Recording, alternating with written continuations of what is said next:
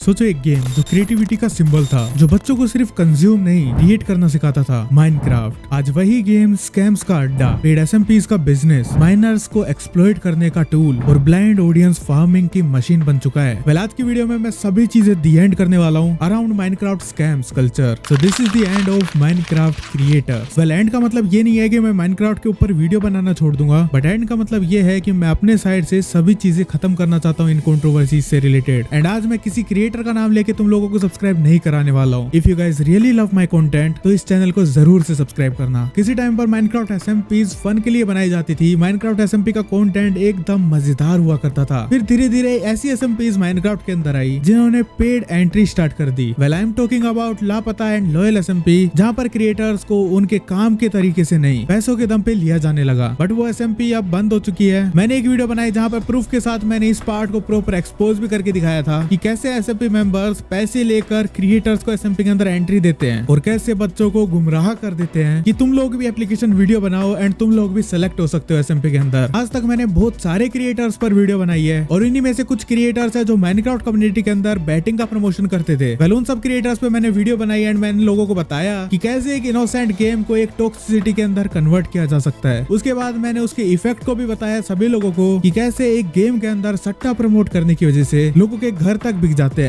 लेकिन क्रिएटर्स को कुछ और ही मंजूर था। वेल, मैं अभी रिसेंटली एक डेडिकेटेड वीडियो बनाने वाला था उस क्रिएटर के ऊपर, बट उसके बाद थोड़े से स्ट्राइक थ्रेट मिलने के बाद मैंने उस पॉइंट को ड्रॉप कर दिया। बिकॉज उन सभी क्रिएटर्स के भाई मिलियंस में सब्सक्राइबर्स हैं, उनके ड्रीम्स कंप्लीट हो चुके हैं, बट मेरे ड्रीम्स अभी पेंडिंग है। तो मेरे लिए तो 90 के सब्सक्राइबर्स करना भी बहुत बड़ी बात है, बट उनके लिए नहीं है। और वो लोग मेरे को डायरेक्टली थ्रेट दे रहे थे स्ट्राइक मारने का। स्ट्राइक आने लग जाएंगे अगर सारे क्रिएटर्स के एक एक करके, तो बाद में फिर रोना धोना मत करना भाई। मैं अभी बता रहा हूँ, मैंने तो एक दो इश्यूज भी कर दिया हूँ ऑलरेडी।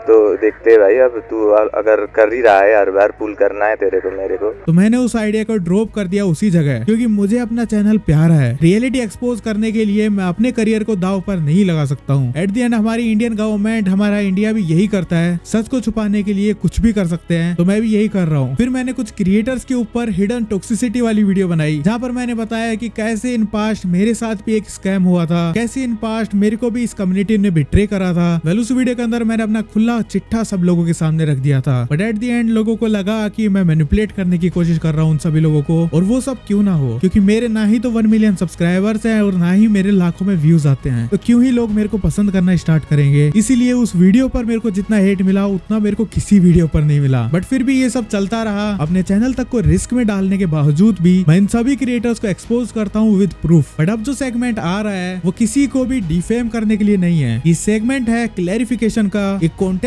दिया जाएगा तुम सभी लोगों को, और ये सेगमेंट ये दिखाने के लिए है कि हर क्रिटिसिज्म एक्सपोज नहीं होता है। कुछ दिन पहले मैंने एक वीडियो बनाई थी जिसमें मैंने सेनपाई स्पाइडर के पास्ट कंट्रोवर्सीज के बारे में बात की थी। मैंने सिर्फ इतना किया था कि पास्ट में सेनपाई के साथ जो जो कंट्रोवर्सीज हुई हैं उन सभी चीजों को ओपनली रखा, बिना मिर्च मसाला लगाए, जो कि मैं मेरी बाकी एक्सपोज वीडियो के अंदर करा करता था। मेरा पॉइंट यही था कि जब कोई क्रिएटर ग्रो करता है तो उसके पीछे लोग लग जाते हैं, काफी गलत रूमर्स आते हैं और एलिगेशंस भी लगाए जाते हैं, और अक्सर सच और झूठ मिक्स कर दिया जाता है। लेकिन लोगों ने इसको इस तरह समझा कि जैसे मैं सेनपाई स्पाइडर को एक्सपोज कर दिया हूँ, और यही सबसे बड़ी मिसअंडरस्टैंडिंग हो गई है सभी लोगों के अंदर। देखो, सच बात यह है कि अगर मेरा इंटेंशन एक्सपोज करने का होता तो मैं बहुत कुछ बोल सकता था, जो कि मैंने जानबूझकर नहीं बोला। अगर मैं चाहता कि सेनपाई स्पाइडर को मुझे एक्सपोज करना है तो मैं बोल सकता था कि वो रियलिटी है कि सेनपाई स्पाइडर वॉइस चेंजर यूज करता है। मैं बोल सकता था कि सेनपाई स्पाइडर के पास्ट में फेस रिवील हुए हैं वो सारे के सारे रियल हैं। और मैं ये भी बोल सकता था कि सेनपाई स्पाइडर ने पास्ट में होगालाल एसएमपी ज्वाइन करने के लिए अपने फेम का यूज करके डिस्कॉर्ड पर अनाउंसमेंट डालकर स्मार्टी पाई के लाइव चैट के अंदर स्पैम कराया था उसको लेने के लिए, जिससे कि यस स्मार्टी पाई और बाकी होगालाल एसएमपी के मेंबर्स उसे नोटिस कर पाए और उससे कांटेक्ट करके उसे एसएमपी में ले लें। मैं ये सब डिटेल में बोल सकता था कि कैसे सेनपाई स्पाइडर के डिस्कॉर्ड सर्वर पे लिंक डाले गए, कैसे स्मार्टी पाई के चैट के अंदर स्पैम करवाया गया ताकि सेनपाई को नोटिस किया जाए। लेकिन नहीं, क्योंकि मेरा काम ये नहीं है कि हर चीज के अंदर मैं आग लगाना स्टार्ट करता हूँ। मेरा काम सिर्फ वही बोलना होता है जहाँ पब्लिक का इंटरेस्ट और पब्लिक की सेफ्टी इन्वॉल्व हो। मैंने सिर्फ यही पॉइंट रखा था जो लोग ऑलरेडी बोल रहे थे कि सेनपाई स्पाइडर की पास्ट के अंदर कितनी सारी कंट्रोवर्सीज हो रखी है एंड सेनपाई स्पाइडर भी एट द एंड कंट्रोवर्सीज की वजह से ग्रो हुआ था। लेकिन मेरा पॉइंट ये साफ करना था कि लोगों ने जानबूझकर सेनपाई के साथ कंट्रोवर्सीज स्टार्ट करी, लोगों ने जानबूझकर सेनपाई स्पाइडर के साथ कंट्रोवर्सीज के अंदर उसे इन्वॉल्व करा ताकि वो लोग ग्रो कर पाए। लेकिन लोगों ने मुझे ही गलत समझ लिया। लेकिन मैंने जितने भी एक्सपोज के बारे में अभी तुम सभी लोगों को बताया है, उन सबसे बढ़कर एक बड़ा केस मैंने उस वीडियो के अंदर एक्सपोज करा था। वेल वो सारे एक्सपोज एक साथ जुटाकर ये बंदा आता है। तो उसी वीडियो के अंदर मैंने एक बंदे को एक्सपोज करा था जिसका नाम बड़ी स्काउट है, और सिर्फ इसीलिए उस वीडियो के अंदर मैंने उस पर्सन को रखा था क्योंकि he is connected with सेनपाई spider. वो सेनपाई के वीडियोस के अंदर अभी भी दिखाई देता है। एट द एंड मैंने सेनपाई को इस बात के बारे में 5 महीने पहले बता दिया था, बट फिर भी सेनपाई ने उसको अपने आप से कनेक्टेड रखा, कहीं ना कहीं उस सच को छुपाने की कोशिश करी। अगर वो चाहता तो कंसर्न करके बड़ी स्काउट से बात कर सकता था, क्लैरिफाई कर सकता था कि ये सब बातें अभी मेरे सामने आ रही है एंड ये आगे से नहीं आनी चाहिए, तो मेरे को ये जरूरत नहीं पड़ती आज ये एक्सपोज वीडियो बनाने की। एट द एंड उस वीडियो के अंदर मेरे को काफी सारे कमेंट्स आए, काफी सारे फीमेल्स के मेल्स भी आए। उन सभी ने मेरे को बताया कि बड़ी स्काउट सही में उस तरीके का बंदा है, सही में वो फ्लर्ट करता है माइनर्स के साथ। बट मेन थिंग ये थी कि जब मैंने सेनपाई स्पाइडर को पर्सनली बताने की कोशिश की थी तो अकॉर्डिंग टू मी वो चीज कोई छोटी बात नहीं थी। वो बंदा एक माइनर फीमेल के साथ बैठकर पोर्नोग्राफिक वीडियो देख रहा था, और जैसे ये बात वीडियो के अंदर सामने आई सभी लोगों ने मुझे ही गलत बोलना स्टार्ट कर दिया। कुछ लोग बोले bro it's just a porn, कुछ लोग बोले कि भाई उस फीमेल को भी कोई दिक्कत नहीं है, वो भी साथ में बैठी हुई है, कुछ लोग बोलते हैं कि भाई दोनों दोस्त थे। वेल देखो मुझे नहीं पता कि दुनिया में या फिर इंडिया के अंदर या फिर मेरे खुद की सिटी के अंदर कितने लोग ऐसा करते हैं और कैसा करते होंगे, पर जब ये चीज मेरे सामने आई और मेरा काम ही एक्सपोज करना है तो मैं ऑब्वियसली इसको करूंगा ना एक्सपोज। और सिर्फ मोरलिटी ही नहीं, अगर इंडियन लॉ के हिसाब से भी देखा जाए तो इंडिया में किसी भी माइनर के साथ बैठकर इनएप्रोप्रिएट वीडियो देखना इलीगल है, चाहे उसमें उस फीमेल या मेल की कितनी भी मर्जी हो। एंड वो माइनर पर्सन चाहते हुए भी एक अडल्ट के साथ पोर्नोग्राफिक वीडियो नहीं देख सकता है अकॉर्डिंग टू इंडियन लॉ। अगर तुम्हारे सामने ये सब हो रहा है तो तुम इसके अगेंस्ट इजीली जा सकते हो। और अब थोड़ी इंसानियत के एंगल से भी सोचा जाए तो उस टाइम अगर कोई 25 साल का आदमी तुम्हारी बहन के साथ बैठकर इस टाइप का कंटेंट देख रहा हो तो तुम लोगों को कैसा लगेगा। 13-14 साल की एज में लोगों को सही या गलत के बारे में भी नहीं मालूम होता, उनको जो दिखाया जाता है वही वो सीखते हैं, जो एनवायरनमेंट दिया जाता है उसी के अंदर वो ढलते जाते हैं। और जब एक अडल्ट अपनी एज जानते हुए भी, अपनी रिस्पॉन्सिबिलिटीज जानते हुए भी फिर भी ऐसा करता है तो उसको नॉर्मली बोलना सबसे बड़ी प्रॉब्लम है। और सबसे गंदी बात तब होती है जब कोई 25 साल का आदमी अपने डिसेबल होने का फायदा उठाए सिर्फ इसीलिए ताकि वो फीमेल्स के साथ खुलेआम फ्लर्ट कर सके और इन सब चीजों को नॉर्मल बोलकर जस्टिफाई करे तो उसको शर्म आनी चाहिए। Well the main thing is जब मैंने सेनपाई स्पाइडर के सामने ये प्रॉब्लम रखी थी मैं उसकी हेल्प इसीलिए लेता हूँ क्योंकि वो डिसेबल है और उसको हेल्प मिल सके। ऐसा डिसेबल पर्सन जो फीमेल और माइनर्स के साथ इनएप्रोप्रिएट कंटेंट देखता हो एंड उसको सिर्फ डिसेबल होने की वजह से जस्टिफाई किया जा सके तो शर्म आनी चाहिए सेनपाई स्पाइडर को भी। वो बंदा खुद को गलत देखने के बाद भी, भगवान के नाम लेने के बाद भी, श्री कृष्ण की फोटो PFP पे लगाने के बाद भी